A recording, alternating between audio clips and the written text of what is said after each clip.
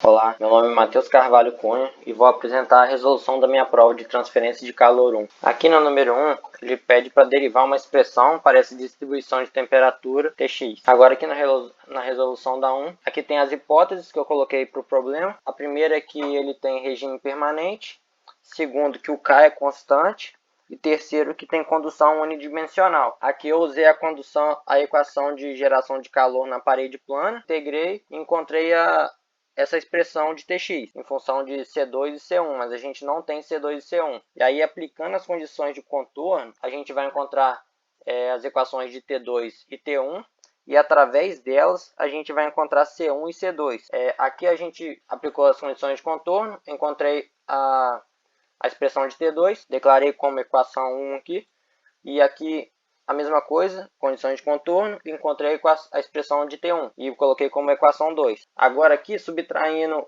a equação que encontramos de T2 menos a equação de T1, a gente encontra C1. Aí declarei como asterisco. Aí aqui agora, para encontrar C2, a gente substituiu C1 na equação de T2, que a gente encontrou ali em cima. Fizemos os devidos manipulações e chegamos que C2 é este valor aqui.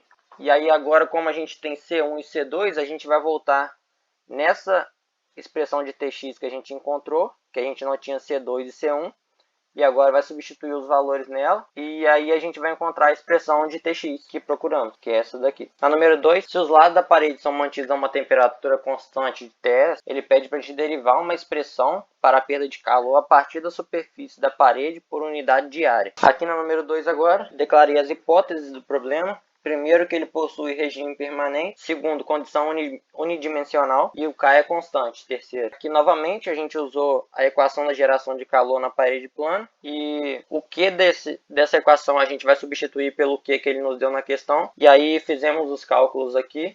E encontramos essa equação de Tx, onde temos C1 e C2, onde vamos precisar encontrá-los novamente. Aí aplicamos as condições de contorno na função temperatura, quando x é igual a menos L. Encontramos essa expressão de Ts.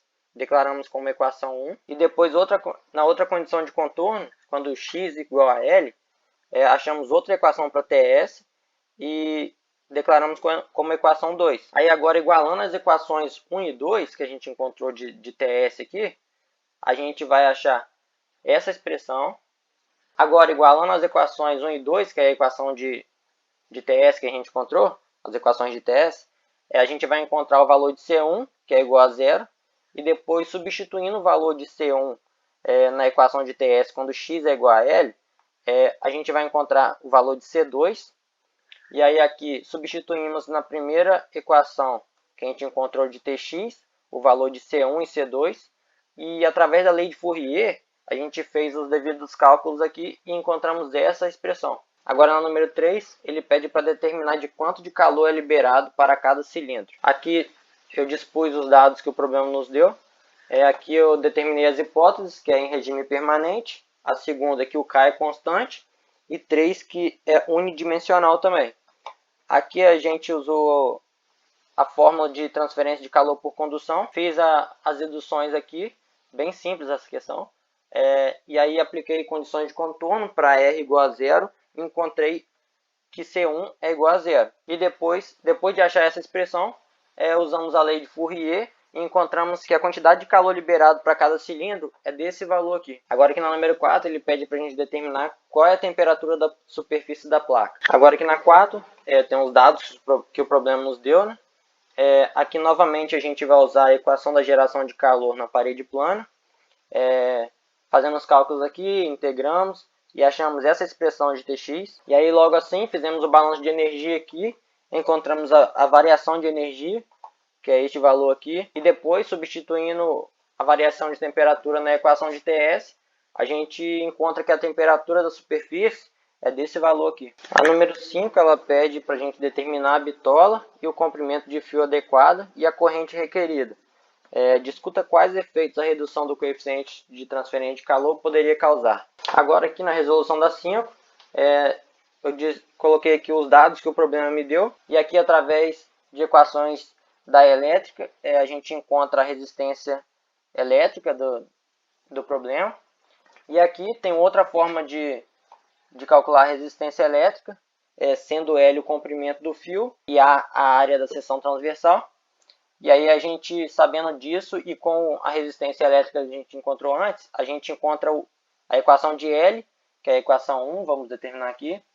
E aí, fazendo os devidos cálculos aqui e substituindo a equação que encontramos de L na equação 2 aqui que a gente encontrou, a gente encontra uma expressão de TS e por tabela a gente tem que o K é esse valor e a gente substitui na expressão e encontra outra expressão de TS aqui. E agora, igualando as duas expressões de TS que a gente encontrou e fazendo os cálculos, devidos cálculos aqui, a gente encontra o R aqui, que é de 1,6289 vezes 10 a menos 3 metros. Agora, substituindo o R que a gente encontrou na equação de L que a gente encontrou lá em cima, a gente encontra o comprimento, que é este valor aqui. E aí, através da fórmula de elétrica, a gente substitui os valores que a gente tem aqui e encontra a corrente elétrica requerida que o programa está pedindo. E aqui a gente justifica que a bitola, na norma brasileira, é referida pelo diâmetro da seção transversal, que no caso é de 3,257 vezes 10 a menos 3 metros, ou pela área da seção transversal, que é de 8,3356 vezes 10 a menos 6 metros quadrados. E a redução do coeficiente de transferência de calor, ela gera um aumento de R, que influencia no comprimento do fio e no comprimento da bitola, aumentando-os. Agora no número 6, a letra A ele pede para a gente expressar a equação diferencial com as respectivas condições de contorno do sistema. A letra B ele pede para obter uma relação para a variação de temperatura na esfera, via resolução da equação diferencial. E a letra C ele pede para determinar a temperatura ao centro da esfera. Agora na resolução da 6, eu coloquei aqui os dados que o problema nos deu. Aqui eu coloquei as hipóteses, que primeiro que ele está em regime permanente, segundo que o K é constante e que 3 é unidimensional. Aqui eu usei a equação da parede esférica. Comecei pela letra B para poder encontrar a equação diferencial. Fiz aqui os devidos cálculos. Integrei e obtive essa expressão para variação de temperatura. E agora, voltando na letra A, aqui fiz as condições de contorno para o caso de R ser igual a zero. Encontrei que C1 é igual a zero. Agora aqui fazendo para o caso onde R é igual a 0,05 metros e a temperatura de 105 graus, substitui na expressão que a gente encontrou para variação de temperatura.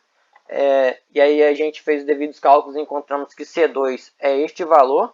E como na letra A ele pediu para a gente expressar a equação diferencial com as respectivas condições de contorno do sistema, eu substituí o valor de C1 e C2 aqui na expressão que a gente encontrou na letra B, que a gente fez primeiro. E encontramos essa expressão com as condições de contorno do sistema. Agora na letra C ele pede para a gente determinar a temperatura ao centro da esfera. E como é no centro da esfera, a gente vai colocar que o R é igual a zero, que é o centro da esfera. Substitui na expressão que a gente encontrou na letra B logo no início. E encontramos este valor para a temperatura no centro da esfera. Agora aqui no número 7, ele pergunta qual a corrente deve ser imposta ao fio para que a temperatura em seu centro seja de 150 graus Celsius. Aqui eu coloquei os dados que o problema nos deu. Aqui usei a fórmula para a condução do calor na parede cilíndrica. Apliquei as condições de contorno para R igual a zero e C1 igual a zero. Aí encontrei essa expressão da temperatura. E depois apliquei para R igual a zero. E temos que a temperatura é de 150 graus Celsius. Aí fiz os cálculos e encontrei que C2 é igual a T0. Aí encontramos essas duas expressões de TS, que declarei como equação 1 e equação 2, que a gente vai usar mais para baixo. E aqui tem a equação da temperatura, onde o K é de 386 metros quadrados Kelvin. Declarei como equação 3. Aqui calculei e encontrei uma expressão de TS vezes o calor gerado. Aqui encontrei outra equação de TS, declarei como equação 4. E aí eu igualei essas duas equações, a equação 3 e a equação 4, que são as equações de TS. Eu igualei elas e encontrei o calor gerado, que é este valor aqui. Aqui eu calculei a resistência elétrica. Depois eu achei também a equação para calcular o comprimento. E aí depois, fazendo os devidos cálculos aqui, eu encontrei a equação da corrente elétrica, declarei como asterisco, fiz os devidos cálculos embaixo aqui, através das equações de TS que encontramos, encontrei que a temperatura da superfície é esse valor aqui, e aí eu substituí o TS na equação da corrente para encontrar a temperatura. Aí a gente substituiu e encontrou que a corrente é esse valor aqui.